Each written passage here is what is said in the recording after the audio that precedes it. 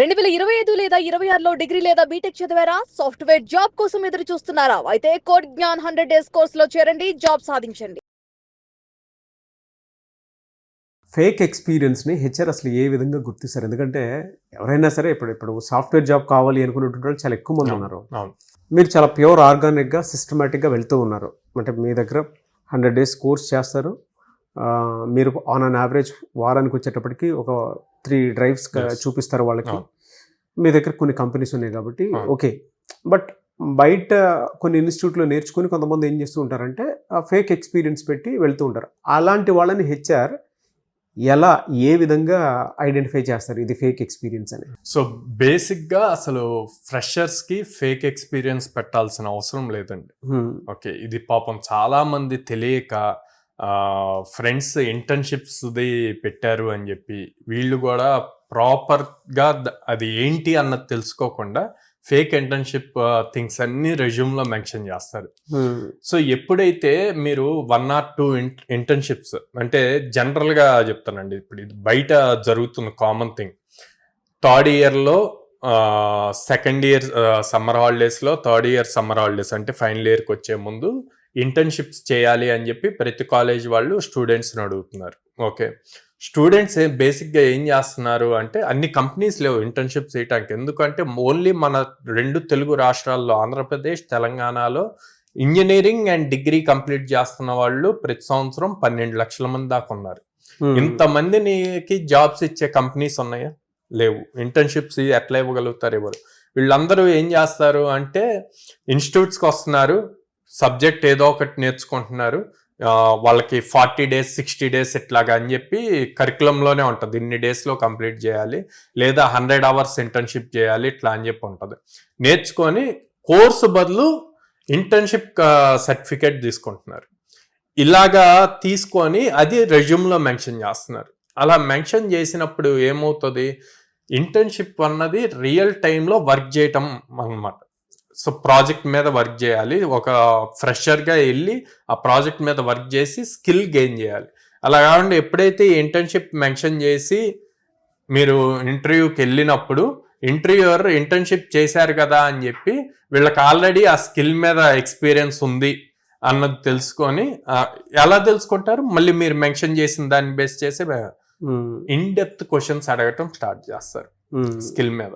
అంటే మన చేతులారా మనకు ఫ్రెషర్ ఎలిజిబిలిటీ ఉంది, 2 years ఫ్రెషర్ ఎలిజిబిలిటీ ఉంది, దాన్ని యూజ్ చేసుకోకుండా మనం ఈ సర్టిఫికేట్స్ పెట్టుకుంటే మనకి జాబ్ త్వరగా వస్తుంది అన్న పాయింట్లో ఉంటున్నారు.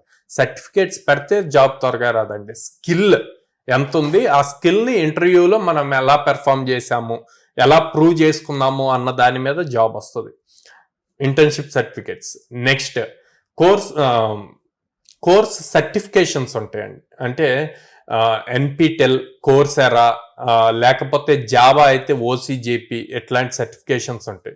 స్టూడెంట్స్ ఇక్కడ ఈ పాయింట్లో ఏం చేస్తారు అంటే ఒకటి సింపుల్గా ఉన్న కోర్సెస్ వాళ్ళు కంప్లీట్ చేస్తారు, లేదా ఆన్లైన్లో కంప్లీట్ చేసే కోర్సెస్ సర్టిఫికేషన్స్కి కాపీ పేస్ట్ ఆన్సర్స్ చేస్తారు అనమాట. గూగుల్ నుంచి కాపీ చేసి పేస్ట్ చేసి ఆన్సర్స్తో కంప్లీట్ చేస్తారు. అది చాలా రాంగ్.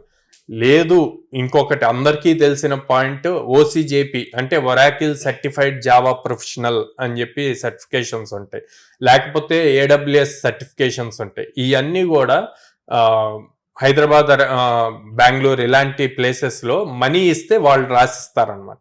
వాళ్ళు రాస్తే వీళ్ళ పేరు మీద సర్టిఫికేట్స్ వస్తాయి, అవి తీసుకొచ్చి వీళ్ళు కంప్లీట్ చేసినప్పుడు. ఇలా పెట్టడం వల్ల ఏమవుతుంది అంటే వాళ్ళంతటా వాళ్ళు ఆ ఇంటర్వ్యూని డిఫికల్టీ చేసుకుంటున్నారు అండ్ వాళ్ళకి ఆల్మోస్ట్ వచ్చిన ఆపర్చునిటీని వాళ్ళ చేతులారా స్పాయిల్ చేసుకుంటున్నారు.